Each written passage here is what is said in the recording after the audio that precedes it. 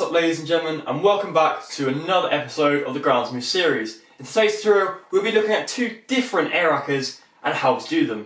Let's check them out. Ain't got the world, but you got those hands. Ain't got the world, but you got those hands. Got those hands. So some of you may be wondering how you can use Air AKKAs in game. The way you use these is by beating a player using them, or perhaps by going for a cheeky goal.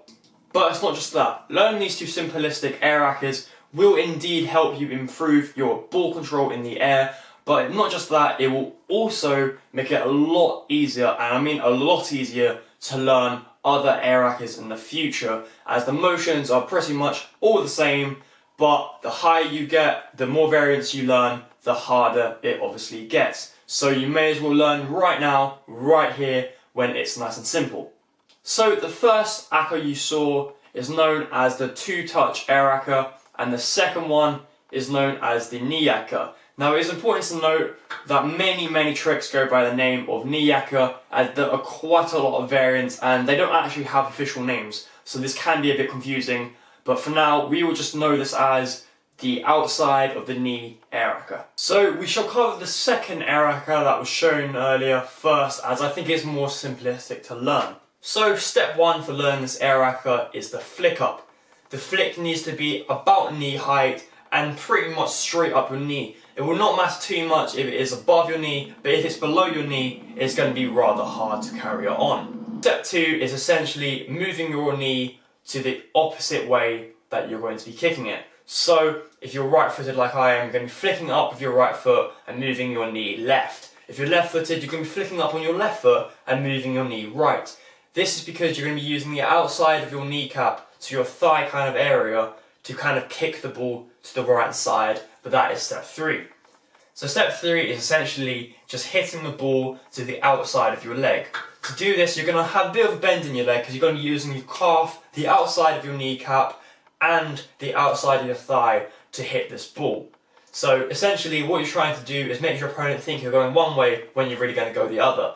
Step four is essentially just kicking the ball, and to do this you're going to straighten your leg out completely and use the inside of your foot or your lace just to kick that ball forwards and past your opponent. And that brings us to the end of the outside of the knee AKKA. So let's get into the Touch Erika. So I think that the Touch Erika is actually harder than the knee AKKA because there are less steps to go by. Ironic, I know. But this is because you're skipping steps 2 and 3 of the Air AKKA, which means your setup has to be perfect every single time to do this. So you're going to be using your toes to the outside of your foot area because you're going to be wanting to flick the ball to the outside of your leg diagonally in the air. So the final step of this Air AKKA is the same as step 4 of the knee AKKA. You're going to be using your leg completely straight and you're going to be kicking it with the inside of your foot or your lace area for the power. So unfortunately, I don't feel like I can give that many tips for this trick because there are so little amount of steps. In my opinion, you should just try this trick over and over and over again, but remember, if you're failing step 4, then it's most likely because you're flicking it up wrong. So just get that flick perfect and you will get this trick. And that, ladies and gentlemen, is 2 types of Air AKKAs. Tune into next week's episode where you'll be learning 3 ways to panel your opponent and humiliate them in the game.